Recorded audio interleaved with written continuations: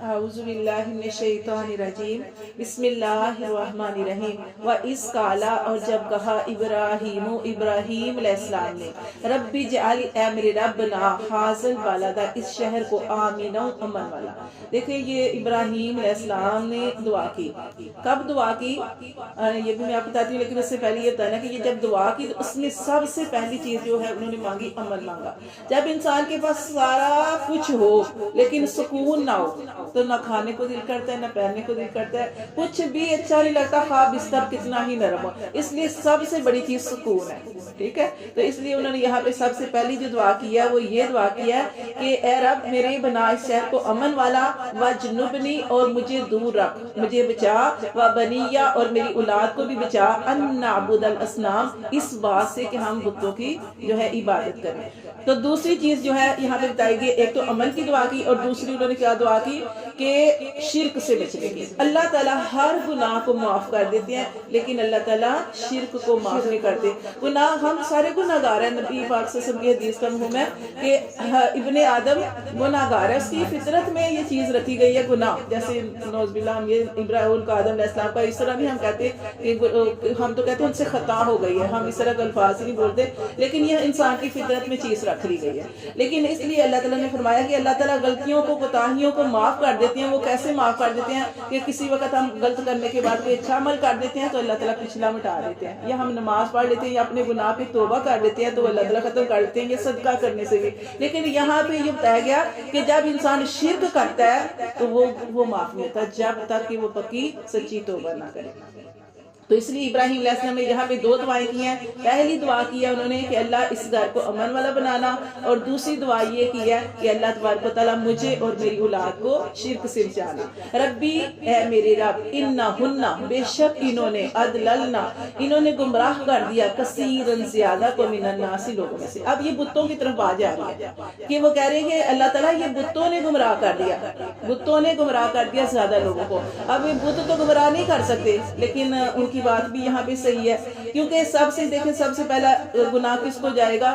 جیسے ہم نے پڑھا تھا قبیل اور حبیل کا واقعہ کہ جس نے برائی ایجاد کی، جس نے برائی ایجاد کی اس کو جائے گا. اس یہاں پہ بھی جس نے سب سے پہلے شرک کیا، یہ ساری انسانیت کا گناہ جو شرک کر رہے ہیں اس کا گناہ ان کو جائے گا. لیکن یہاں پہ چونکہ یہ بتوں کی بات ہو رہی ہے تو بت بھی جو ہوتے ہیں نا وہ کیا ہے نا کہ جیسے موسیٰ علیہ السلام جا رہے تھے ایک دفعہ اپنی قوم کے ساتھ، تو رستے میں انہوں نے دیکھا کہ لوگ بیٹھے ہوئے ہیں اور انہوں نے بت بنایا ہوا ہے اور بت کو سجایا ہوا ہے اور اس کے آگے جو ہے دعائیں کر رہے ہیں. تو موسیٰ علیہ السلام اپنی قوم کے ساتھ جا رہے تھے تو لوگوں نے دیکھا، قوم نے دیکھا، اور انہوں نے کہا موسیٰ علیہ السلام سے کہ آپ کیوں نہیں کوئی ایسا بت ہمارے لیے بنا رہے تھے، ایسا خدا بنا رہے تھے کہ ہم بھی ہمارے سامنے ہم عبادت کریں. تو یہ چیز بھی بہکانے کا سبب بنتی ہے. تو اس لیے یہاں پہ جو چیز آئی ہے، حالانکہ یہ اگر موسیٰ علیہ السلام کا واقعہ پڑھیں تو حالانکہ یہ لوگ تو ایسے تھے کہ انہوں نے اپنی آنکھوں کے سامنے سب کچھ دیکھا تھا کہ اللہ نے اپنی قدرت سے کیسے وہ دریا کو پھاڑ دیا، کیسے رستے بھی بنا دیے، لیکن اس کے باوجود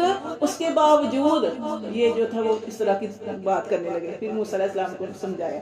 تو یہاں پہ بتایا گیا کہ وہ کہہ رہے ہیں کہ ابراہیم علیہ السلام کہ یہ جو بت ہے انہوں نے زیادہ گمراہ کر دیا لوگوں کو. فمن تبعنی بس جو میری پیروی کرے گا، پیروی کیا تھا کہ اللہ کے حکم کو آگے بچا رہے تھے، جو میری پیروی کرے گا فإنہ منی تو بے شک وہ میرے ساتھ ہوگا یا مجھ میں سے ہوگا. ومن عصانی اور جس نے میری نافرمانی کی فإنک تو بے شک تو غفور رحیم، اللہ تو بخشنے والا رحم کرنے والا. کتنی بڑی بات ہے. آج ہمارے ساتھ کوئی برا کرے تو ہم کہتے ہیں اس کے ساتھ جو جیسے مرضی ہو، لیکن یہاں پہ دیکھیں ان کی کتنی پیاری دعا ہے کہ انہوں نے کہا کہ جو میری پیروی کرے گا، جو میں اللہ کے حکم کو آگے میں چاہ رہا ہوں، جو میری پیروی کرے گا وہ میرے ساتھ ہوگا، میرا ہوگا، اور جو میری نافرمانی کرے گا تو اللہ تو بخشنے والا رحم کرنے والا.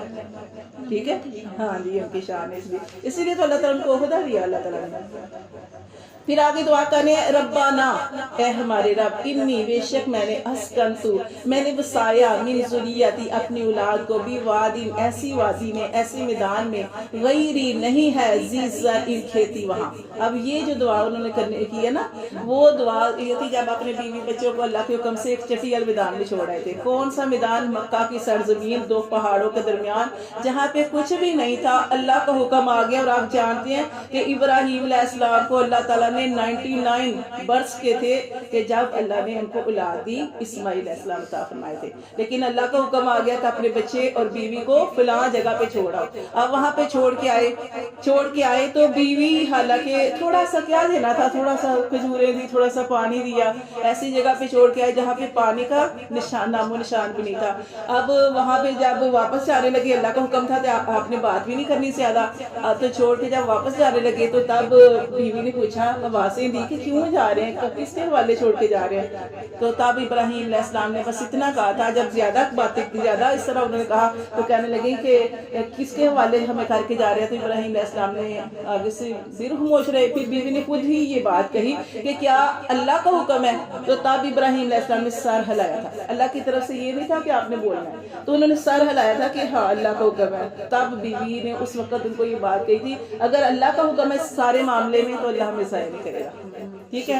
تو یہ وہاں پہ جب ابراہیم، یہ جو دعا پھر آگے کی کہ وہ ابراہیم علیہ السلام جب بیوی بچوں سے تھوڑا سا دور ہٹے تو پہاڑ کے پیچھے انہوں نے کھڑے ہو کے اپنے بیوی بچوں کی فکر کی تھی، ٹھیک ہے؟ تب انہوں نے دعا بھی کی تھی۔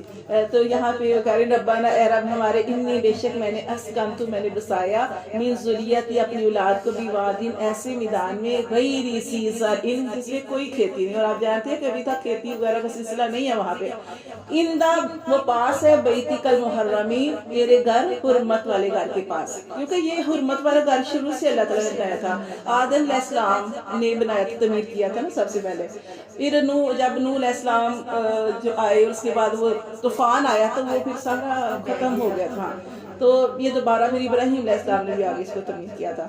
تو یہاں بتایا جا رہا ہے کہ وہ آگے کہہ رہے ہیں کہ اللہ تعالیٰ وہ گھر وہاں پہ میں چھوڑ کے آیا ہوں کہ اللہ تبارک و تعالیٰ وہ تیرے گھر کے پاس ہے، ربنا، اے رب ہمارے، لیقیم الصلاۃ، اس لیے تاکہ وہ نماز قائم کریں۔ اب یہ پہلی دعا اوپر کی یہ جو دعا تھی کہ امن والا بنانا اور ہمیں شرک سے بچانا، یہ پہلی دعا تھی جب وہ شیر خوار بچے تھے تب ان کو چھوڑ کے، اور یہ دوسری دعا جو تھی انہوں نے اتنی دیر بعد کی کہ جب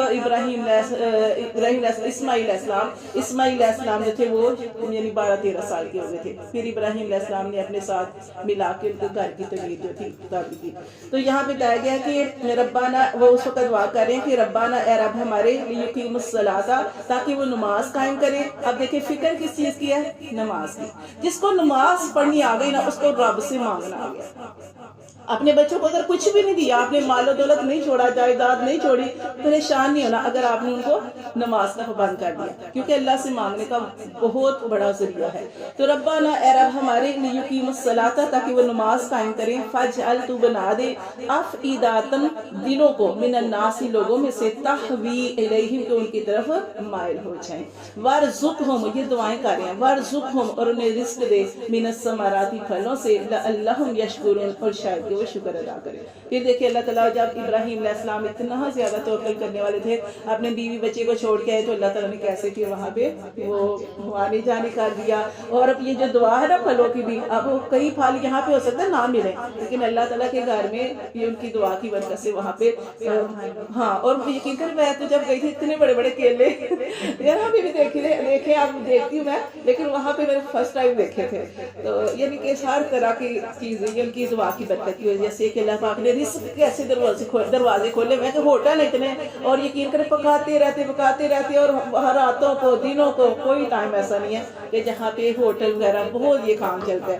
تو یہ ساری ان کی دعاؤں کی برکت ہے۔ تو اللہ فرماتے ہیں وارزقہم، ان کو رزق دے، من الثمرات، پھلوں سے، لعلہم یشکرون، شاید کہ وہ شکر ادا کرے۔ ربنا، اے رب ہمارے، انکا، بے شک تو، تعلم، بے شک تو جانتا ہے، ما نخفی، جو ہم چھپاتے ہیں، وما نعلن، اور جو ہم ظاہر کرتے ہیں۔ یہاں پہ جب انہوں نے دعائیں کی ہیں پھر اللہ تعالیٰ سے یہ کہہ رہے کہ اللہ یہ نہیں کہ تو میرے حال کو نہیں جانتا، میرا سب کچھ جانتا ہے، لیکن اللہ تجھے میں اس لیے پکار رہا ہوں کہ اللہ پسند کرتے ہیں کہ بندہ عاجزی کرے۔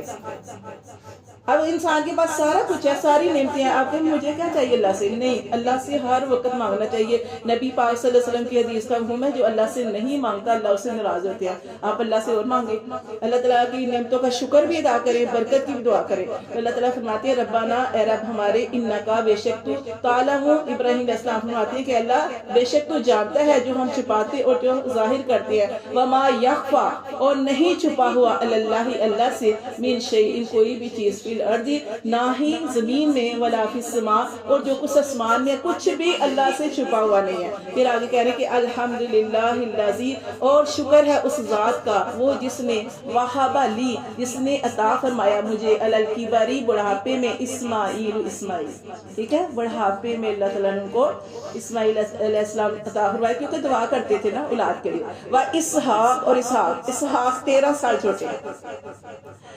کتنی اب ہم نا امید ہو جاتے ہیں نا کہ پتہ نہیں اولاد ہوگی نہیں ہوگی، تو یہ دیکھیں اللہ تعالیٰ نے بڑھاپے میں اسماعیل بڑے ہیں، اور اس کے 13 سال بعد اللہ نے اسحاق عطا فرمائے دوسری بیوی سے۔